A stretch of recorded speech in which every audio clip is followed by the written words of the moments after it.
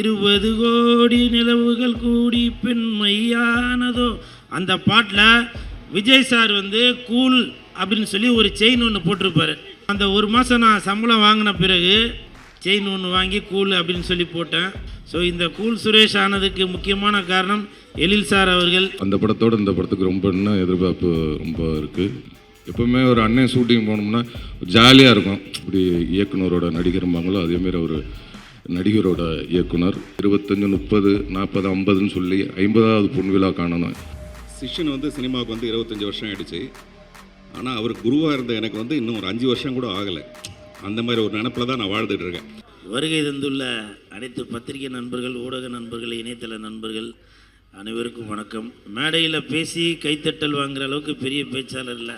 தயவு செஞ்சு ஒரு தடவை கைத்தட்டிடுங்க. இந்த கைத்தட்டல்கள் அனைத்தும் எழில் சாருக்கு தான் போய் சேரும். ஏன் அப்படின்னாக்க 1999 நான் சிங்கப்பூரில் வேலை பார்த்துட்டு இருந்தேன்.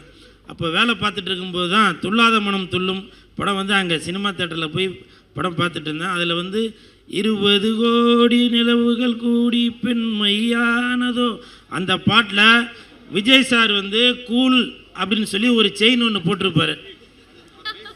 அது சார் எழில் சார் அந்த கூல் செயின். ஸோ அப்போ அந்த ஒரு மாதம் நான் சம்பளம் வாங்கின பிறகு நான் போய் செயின் ஒன்று வாங்கி கூல் அப்படின்னு சொல்லி போட்டேன். ஸோ அப்போது நான் வந்து சினிமா நடிகர்லாம் இல்லை. அதுக்கப்புறம் தான் நான் சினிமா நடிகர் ஆனது. அப்போ நான் இங்கே வந்ததுக்கப்புறம் அந்த சுரேஷ் கூட கூலை சேர்த்து கூல் சுரேஷ் அப்படின்னு சொல்லி ஆகிட்டேன். ஸோ இந்த கூல் சுரேஷ் ஆனதுக்கு முக்கியமான காரணம் எழில் சார் அவர்கள். அதனால் என்னுடைய வளர்ச்சியில் மிக முக்கியமான பங்கு எழில் சாருக்கு கண்டிப்பாக உண்டு. இதை வந்து நான் இந்த நேரத்தில் பதிவு பண்ணணும் அப்படின்னு சொல்லி ஒரு ஆசையில் தான் நான் இங்கே வந்தேன். நான் இந்த படத்தில் நடிக்க வேண்டியது எனக்கு ஒரு பெரிய கேரக்டர். இப்போ கூட டேரக்டர் என்னை திட்டினாங்க, பெரிய கேரக்டர் விட்டுட்டு போயிட்டியாப்பா அப்படின்னு. எனக்கு ஒரு பெரிய கேரக்டர் இந்த தேசிங் ராஜா 2 படத்தில் வச்சுருந்தாங்க. நான் பிக் பாஸுக்கு போயிட்டேன். அதனால் அந்த கேரக்டர் நடிக்க முடியல. சார் அடுத்த படத்தில் கண்டிப்பாக சேர்ந்து நடிப்போம் சார். வாய்ப்பளித்த உங்கள் அனைவருக்கும் நன்றி. தேங்க்யூ கூல் சுரேஷ் அவர்களுக்கு. வணக்கம். இந்த எழிலனோட 25 ஆண்டு விழாவும் தேசிங் ராஜா பட 2 ஃபர்ஸ்ட் லுக் வெளியீடு இந்த நிகழ்ச்சியில் கலந்துக்கிறதுல ரொம்ப சந்தோஷமாக இருக்குது.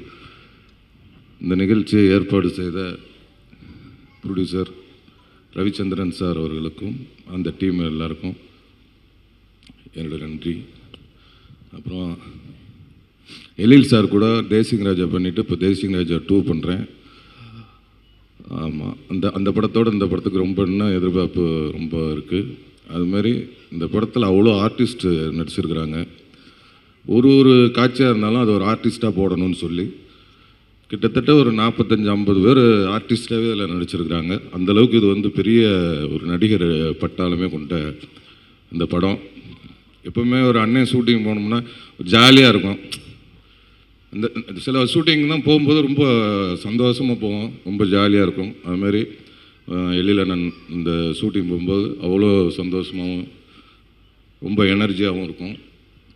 அந்த மாதிரி எல்லா நடிகர்களையுமே வந்து ஒரு யாரையுமே வேஸ்ட் பண்ணக்கூடாதுன்னு நினைப்பார். சின்ன கேரக்டர் பண்ணாலும் சரி, பெரிய கேரக்டர் பண்ணாலும் சரி, எல்லாத்துக்கும் டைலாக் வரணும், எல்லோரும் ஸ்கோர் பண்ணணும் அப்படின்னு சொல்லி எல்லாத்துக்கும் ஒரு ஃப்ரீடம் கொடுக்கக்கூடிய டைரக்டர் அவரோட இன்னொன்று எவ்வளோ படம் பண்ணாலும் போர் அடிக்காது.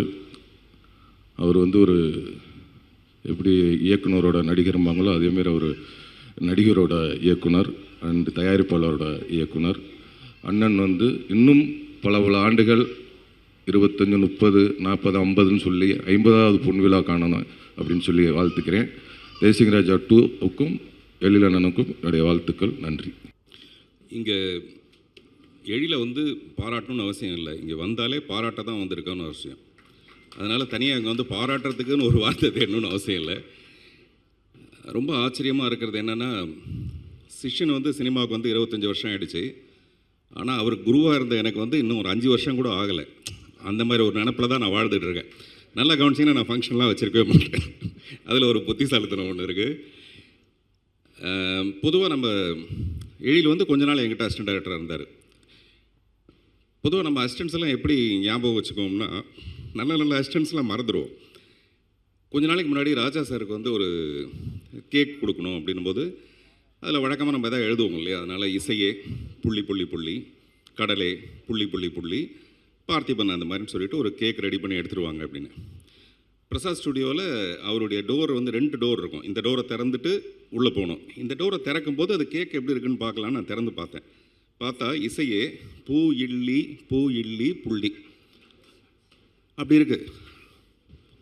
எனக்கு கெட்ட வார்த்தையில் திட்டவ்வளோ கோவம் வந்துருச்சு. யோ இல்லையா, அது இசையே புள்ளி புள்ளி புள்ளின்னா புள்ளி புள்ளி வச்சுருந்தேன். இல்லை சார், நீங்கள் எப்போவுமே டிஃப்ரெண்ட்டாக தானே எதையாவது யோசிப்பீங்க, அதனால் நீங்கள் அப்படி தான் சொல்லியிருப்பீங்கன்னு நினச்சி நான் எழுதிட்டு வந்தேன் சார் அப்படின்னு. இப்போ ஒரு 4-5 நாளைக்கு முன்னாடி இப்போ நான் புதுசாக பண்ணுற டீன்ஸ்னு ஒரு படத்துக்கு வந்து வேர்ல்டு புக் ஆஃப் ரெக்கார்ட்ஸில் வந்து அது ஒரு ரெக்கார்ட் பண்ணியிருக்கு. அந்த ஃபஸ்ட் லுக் வந்து ஸ்க்ரீனில் சென்சார் சர்டிஃபிகேட்டோட ரிலீஸ் பண்ணதுக்காக அது வேர்ல்டு ரெக்கார்டு பண்ணியிருக்காது. அது என்ன அறியாமல் நடந்தது. ஸோ அதுக்கு ஒரு ஃபங்க்ஷன் ஒன்று வச்சுருந்தோம். அது சின்ன இடம் அது. சார் இந்த இதெல்லாம் எங்கே வைக்கிறதுன்னு கேட்டாங்க. நான் சொன்னேன், வழக்கமாக இந்த கல்யாண மண்டபத்தெல்லாம் பன்னீர் தெளிக்கிறதுக்குன்னு ஒரு இடம் இருக்கும்ல, நுழைஞ்ச உடனே அந்த இடத்துல இதை வச்சுருங்க அப்படின்னு. அன்றைக்கி காலையில் வேகமாக அந்த அசிஸ்டண்ட் ஓடி வந்து, பன்னீர் சொம்பு எவ்வளோ பெருசு வாங்கணும் சார் அப்படின்னு கேட்டான்.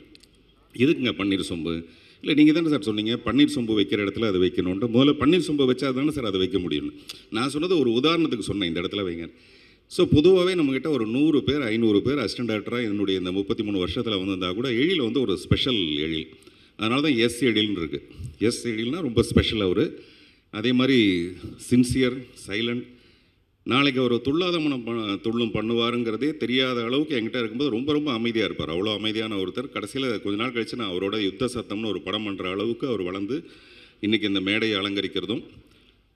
இந்த தேசிகராஜா 2ஓட ப்ரொடக்ஷன் வந்து இன்ஃபினிட்டி கிரியேஷன்ஸ்னு போட்டிருக்கீங்க, வந்து தான் பார்த்தேன். மிஸ்டர் ரவிச்சந்திரன் அவர்களுக்கு என்னுடைய பாராட்டுகள், விமலுக்கு என்னுடைய வாழ்த்துக்கள். இன்ஃபினிட்டினா முடிவில்லாத அவ்வளோ பெரிய வெற்றியை தொடர்ந்து விமலும் பெற, இந்த தயாரிப்பாளரும் பெற என்னுடைய மனப்பூர்வமான வாழ்த்துக்கள். நன்றி, வணக்கம்.